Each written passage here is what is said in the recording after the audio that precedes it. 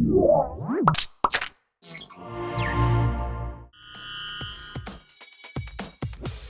here at William & Mary, the nation's second oldest college, having a little fun with the wireless network, which is surprisingly secure.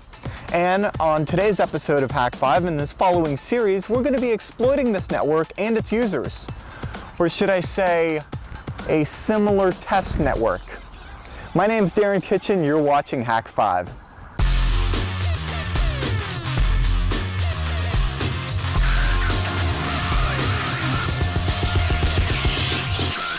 This episode of Hak5 is brought to you by the United States Air Force, Gamefly, and Domain.com. Got a great idea? It all starts with a great domain. Hello and welcome to Hak5. My name is Darren Kitchen. I'm Shannon Morse. And I'm Matt Lestock. And this is your kitten and puppy review show. Tonight we have a fabulous kitten that we will be reviewing. Isn't that right? It is indeed. It's a turtle shell. She's very, very loud, and yet... Why don't you bring our first subject up? Yeah. This is the cat that we will be modding today with not only lasers, but I think we're actually going to give her a flux capacitor. What do you say? She doesn't really sound too happy about the flux capacitor idea, but I think if we just, kind of surgically attach it to her ass, she can time travel through the house. We tried to tether a camera to her once. It didn't work out. I think it's because she's a tabby calico mix. Maybe. And, which makes her quite ferocious. She's a mutt. Now this show is about hacking and IT and gaming and all fun stuff like that. So of course we have fun hacking stuff for you guys this week. We're going to be taking over the William & Mary network, except then the lawyers told me that would be a bad idea, so we're going to simulate it. And all of that. Wait, we have lawyers?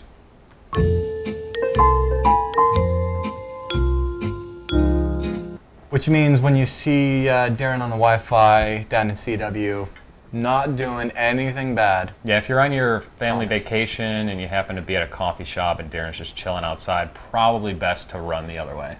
I think it's awesome that the whole Williamsburg, the Colonial Williamsburg symbol is the pineapple, because it's the international sign for welcome.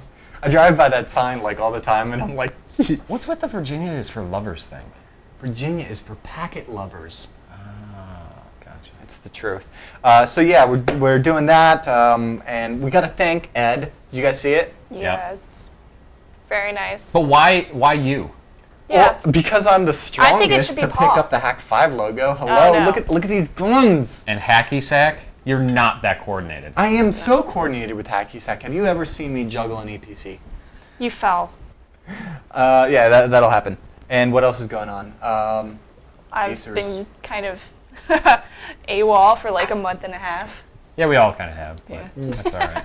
Although no, Darren's been holding down the fort, off on his little adventures, and I'm sure he's going on another one where he'll film way too much and footage won't work either. Or he'll delete I'm in North Carolina. Or he'll delete the footage of a particular segment. Oh crap! Yeah, I need to totally pour my drink on my head because I totally messed up and. Last episode, we did a segment with Jason Applebaum, and we totally modded a 19-inch LCD, made it a touchscreen, and we filmed the whole thing. The segment came out great, and I had all of the support material that I was going to use to supplement the segment, and I did not have it because we got this new camera and I popped the SD card in it and I forgot there was footage on there and it totally formatted the... So I'm to blame because I'm an idiot, and I'm sorry that the last segment didn't have the B-roll that we should have cross-cut to. This is burning my eyes, so they're going to finish the rest of the show. I'm going to be over here. Yeah, there's some rum in your eyes. It's Jack Daniels, but all right. So you didn't know that was so you have a broken Acer. Yeah, I do. I opened it up one day, and I was like, what's this? There's a little line in my Acer. What happened? And, I don't, leave it in the middle of our flippin' set or anything. I don't leave it on the floor and wait for somebody to walk on top of it and, throw a camera down on it or anything like that. So I was like, what's the worst I could lose? I'm going to send it into Acer. It's still under warranty. I'm going to pay you shipping. So I sent it in. And this lady called me and said it was going to cost me $90 because it was a customer issue. Now, let me say, I wouldn't have a problem with it if I knew how it happened. Right. if I knew that it was my fault, I'd be like, okay, you know, I'll go ahead and pay the $90. Darren sat But on it. Darren sat on it. Just gotta buy one for like $50 off of eBay and try to replace it myself. Hopefully not break it. If I do, oh well. We'll show you guys how to actually replace a screen. I'm looking to do the same thing in a T60 from IBM that I have. It's a 10x7 and I need a bigger res, so I'm gonna look to upgrade. Now there's panel differences and stuff like that you gotta be concerned about, but you're installing a touchscreen, maybe? Well, Jason Applebaum was able to do it with B-roll that we didn't have. I'll get Jason to install. There you go. Oh, and then we'll get the B-roll again. Problem solved. See how that comes full circle? We're all good. I have a mess to clean up. A vicious cycle. Enjoy the show.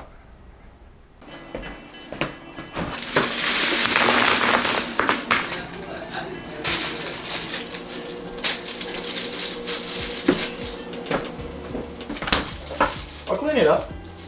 What the hell are you doing? It's a freeze pop diet. That's ridiculous. No, it's a real thing. I did a bunch of research. So it turns out you can lose a lot of weight on this. You can eat anything you want as long as it's a freeze pop. You're guaranteed to lose weight. So, I kind of figured out how to edit Wikipedia. That's the stupidest thing I've ever heard of. Actually, it's the best idea ever, and I'm going to share it with the world by registering freezepopdiet.com. No, I'm going to register freezepopdiet.com first and put a picture of a goat because you're a moron. Too late, I just got it. How? I use domain.com. It's domain registration without all the BS. Cool. Freeze pop cool.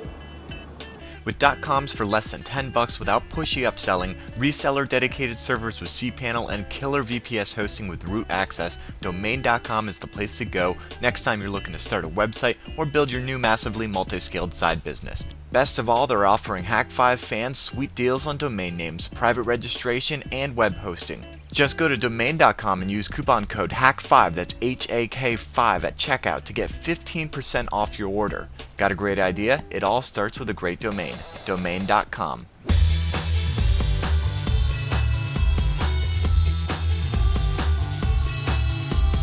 Lately, we've been talking a lot about virtual private networks, or VPNs. We've talked about setting up PPTP servers on Windows and Linux. We've even talked about setting up SSL VPN servers on both platforms.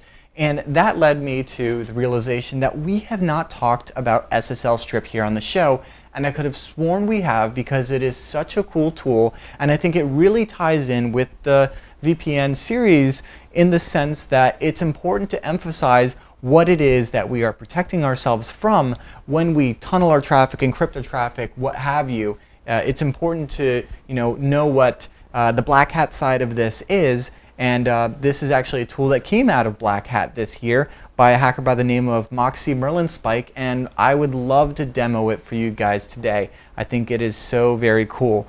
And it is just one of these tools that you need to have in your arsenal whenever you're doing a man-in-the-middle attack. And we've talked about doing man-in-the-middle attacks with like pineapples and the monkey. Great fun tools. We're actually going to be using some software here today to do all of this. So if you've just got a PC on the network, just load up your favorite distro with all your fun hack tools. I'm actually using BackTrack 4 here, and that should get you going. So basically what this is going to allow us to do is once we have a man in the middle with our notebook here in between our target laptop and the router on the network is typically when we do this we start sniffing up and we try to get all the fun passwords that we can. But what happens when somebody goes to an SSL site? And we've said this time and time again, it's a great way to protect yourself, but this is actually going to allow us to strip out the SSL on our victim side so that we can see their password when they try to log into, for example, a banking site.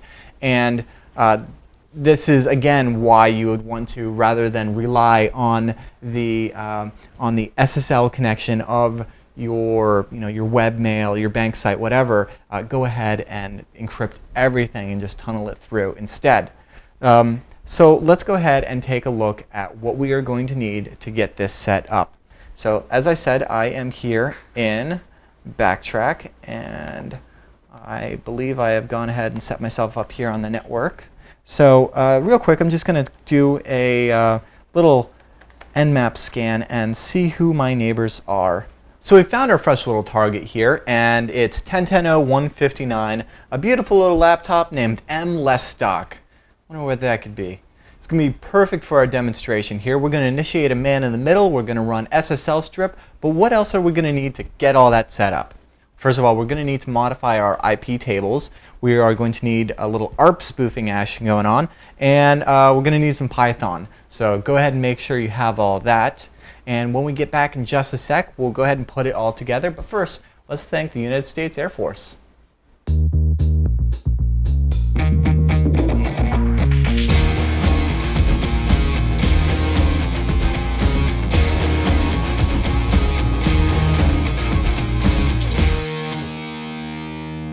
So let's go ahead and flip our PC into forwarding mode. So to do so, let's just take a look at this file here in /proc net sys, I'm sorry, that's backwards, sys net IPv4, and it's IP_forward.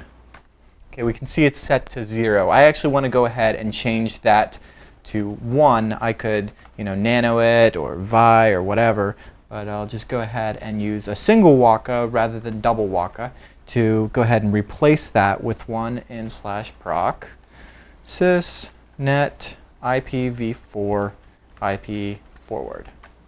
All right, so if I take a look at that again, it is set to 1, so we are going ahead and forwarding IP. The next thing we need to do is have a little bit of fun with IP tables. So let's go ahead and issue IP tables, TAC T for the table we want, and we want to adjust our NAT table. And then we'll address translation, TAC A to go ahead and append or add a rule here, and this is going to be for pre-routing. And TAC P for the protocol, it's going to be TCP. And we need to add a destination port. So TAC destination, TAC port.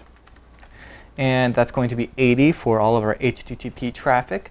TAC J for jump, and that is basically saying that when we match this pattern, this is the target that you want to do this thing to. So we're going to say redirect. And redirect is essentially saying, go ahead and take that and give it to the local host. And in this case, we want to do it on a local host, I don't know, some port, port 8080. That's always a fun one. So TAC to TAC port 8080. All right. So we've set up our IP tables. Now we are ready to start our Arp spoof. And we've talked about Arp cache poisoning in the past, and I think it might be time for a refresher. I think it's still outside of the scope of this segment, but if something you guys want to hear more of, go ahead and email feedback. But right now, I'll just go ahead and say reference season 1, episode 4. For the sake of being technical, I'm going to refer to this as an ARP cache poisoning attack. Now, an ARP is an address resolution protocol. Now, each device on a network uses this to build a table of all the other devices on a network. Now, in the table, it contains each device's MAC address and its corresponding IP address. Now, they do this by sending out a series of ARP requests and ARP responses. The problem with this is it's susceptible to attack.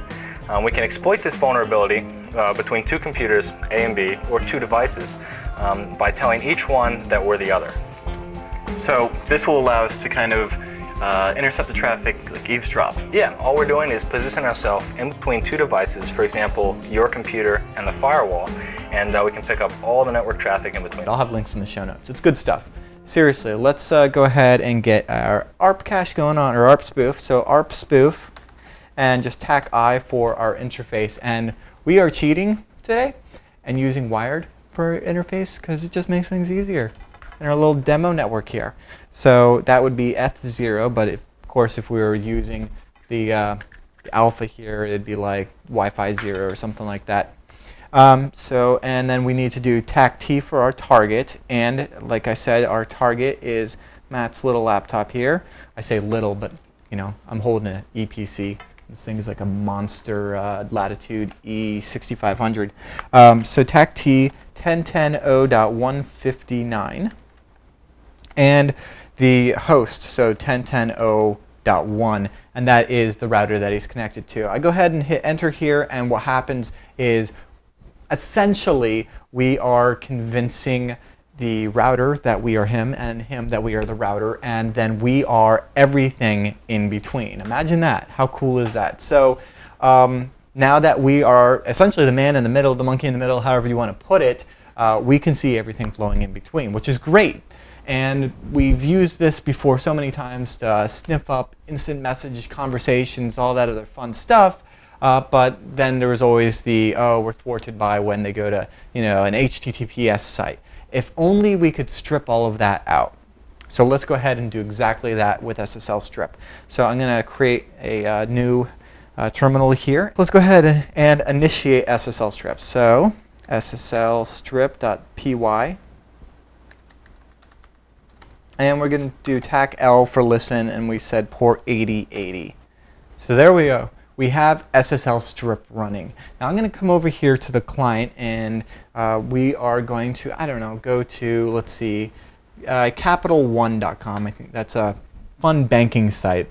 What happens is when you go to capital1.com, you're greeted with this wonderful user-friendly page where you can log in to your credit cards here, or your banking, or your auto loan, or all these other fun things that we would just love to know what's going on here. So we're going to click login for credit cards, and I'm prompted for my username and password. So let's go ahead and enter Bob for our username and 12345 for our password, just as an example.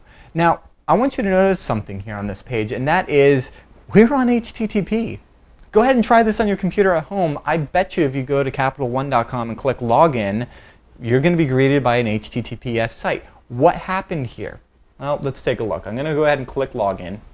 And obviously it's a bogus login, or if it wasn't, then I am just the luckiest password guesser in the world and Bob needs to know. Okay, so yeah, so what's happened here is our man in the middle has noticed that we are actually trying to initiate a connection over to a SSL site. So what happens is we go to capital1.com, right? Totally an HTTP site, but it's got that link where we click log into the SSL. And you can try this on most bank sites, totally going to be the same thing, PayPal, whatever. You're on an HTTP site, and then you go to log in, and you're on an HTTPS. And what this does is it notices that, and it removes it and replaces it with HTTP, but not just that, because that's not going to work. If you try this on your home computer without even using SSL Sniff and try to go to those bank sites and just take the S out, it's not going to work. The server's going to say, listen, we need it to be an HTTPS site because it needs to be secure. And if it's SSL, it's secure. Yeah. Well, thankfully, our man in the middle here has gone ahead and connected securely to that HTTPS site on your behalf. How friendly of it, and gone ahead and forwarded that over to you, the victim, over HTTP, because then we didn't even need to spoof we didn't need to break SSL at all. And users are dumb enough that they're not going to notice. Cool thing about SSL Spoof, there's a bunch of different options here, but we can even tell it to give it a fave icon, one of those little, up in your toolbar that looks like a lock.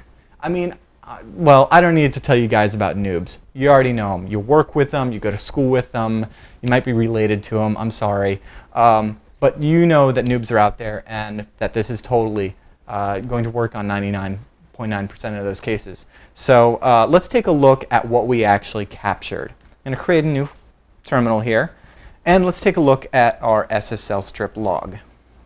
And hey, would you look at that? It's login.capital1.com. User equals Bob, and password equals 12345. Mind-blowing. And another reason why you shouldn't just trust HTTPS. You should go ahead and use an SSL tunnel, a SSH tunnel, a VPN. I know that you guys have been having a lot of fun with the Adidas stuff, the OpenVPN ALS, if you will, that we talked about a few weeks ago. So keep sending your feedback about that VPN stuff, and just keep this in mind when you're like, oh, I don't need to tunnel my stuff. I use HTTPS. Sure you do. Take a look. Just keep that in mind. Even if you're not, just take a look at what's in your URL bar in your browser, because if it doesn't have that S there, then you're not. And even that, well, we could have a field day with this. I think this is something that you guys are going to enjoy more of, so we're going to have some more fun with the Blackhat stuff here soon. So if there's any other stuff on this side of the fence that you want to see, go ahead and email me, feedback@hak5.org. To find Moxie's awesome tool, SSLSniff, head over to thoughtcrime.org. And for the show notes of anything that we've talked about here on this show, that of course is our wonderful little home, hak5.org.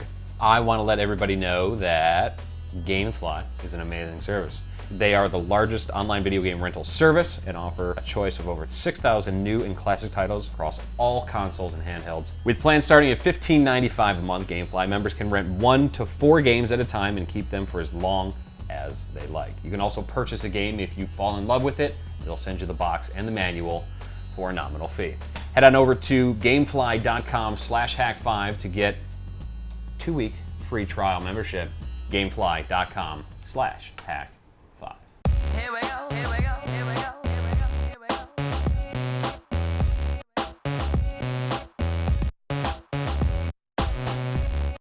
All right, guys, so that just about wraps up this week's episode of Hak5. I'm sure Darren will be back with more SSL attacks, even though we did highlight one. You remember? Yeah. Hamster and whatever the other Hamster ones? and Ferret, yes. Good stuff. I think I'm actually doing Ettercap next week. But, it really all depends. Honestly, I think we can't emphasize enough how much the feedback at Hak5 really just changes what we do on the show, as well as what we do in our daily lives, because this is just our fun hobby that we do just for you. Yeah. Coming up, I've got a segment based on a Staro?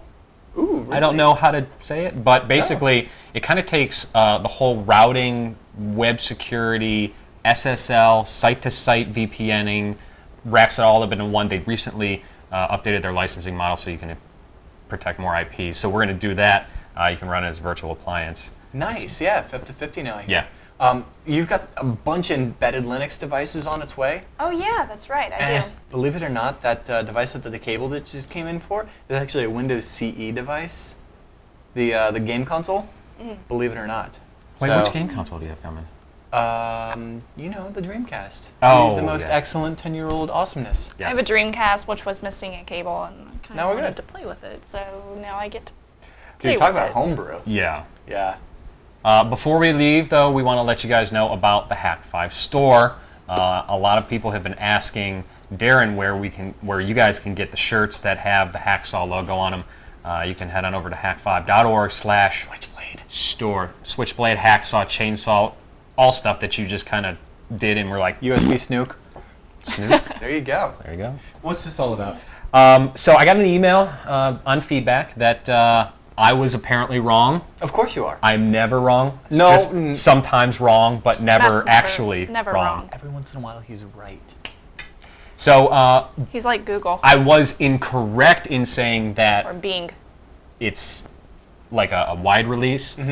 VMware Player 3 is in release candidate. And VMware 3 allows you to create virtual machines inside the player. Okay. Okay. That's a subtle distinction, to be honest. It's available. You had to go to a different website to search for it, but the dude was livid. He was like, "Is it wrong?" Livid fans? I've never heard of such thing. So I had to go and defend my honor and say this is the case. Go search out the.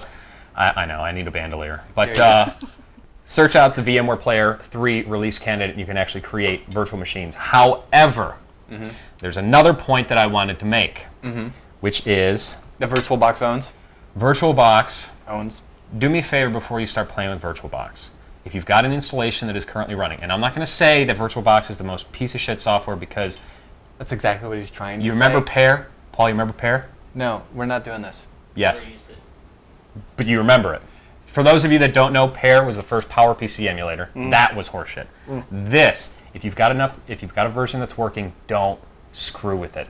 There are, I don't even know how many I've seen looking in the VirtualBox forums of people having issues going up X.X.1 version. Bridge is not working, video not working, hangs, yada, yada, yada. If it's working for you, you're on 3.07. I'm on 3.0 something. Don't screw with it. I'm on something. I haven't had problems, but Yes. I'm all good. But that's because I'm awesome. Yes. And because I know that open source loves me, and as long as Linus and Richard Stallman are around, this is a happy world. I mean, whatever. Cheers to that. I shouldn't be on the show right now. Probably not. What they say. So we want to let you guys know that TRS has come out with a new website, new show format, new graphics, openings, all that kind of jazz. Well, when can we see Totally Rad Show? Oh, yeah. Every Tuesday for a new episode of Totally Rad Show at revision3.com/TRS. And just reminding you real quick, facebook.com/technolust. And what else do we have? Twitter.com/Hak5. And you can find all of ours right there. Do we have a MySpace anymore? We do have a MySpace. I have no clue what it is, and I'm not an admin, so I can't really post anything other than new threads. Sorry. So, yeah, you can find that too and join it. I like the Facebook one because it's awesome, and I update it, kind of. When she gets around to it. Which is never. But she should still join it. That's about it, though. Shut your Technolust.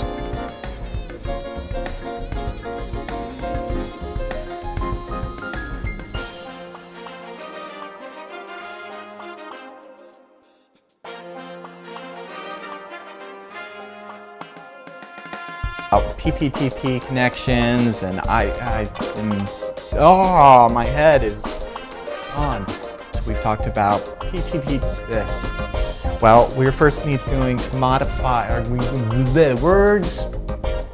Lately, we've been discussing point-to-point. I am not going to get a sentence out today, am I? Sorry, didn't realize we were back. Got a little hungry during that commercial there, and all I've had is freeze pops lately. That's not what I was trying to say.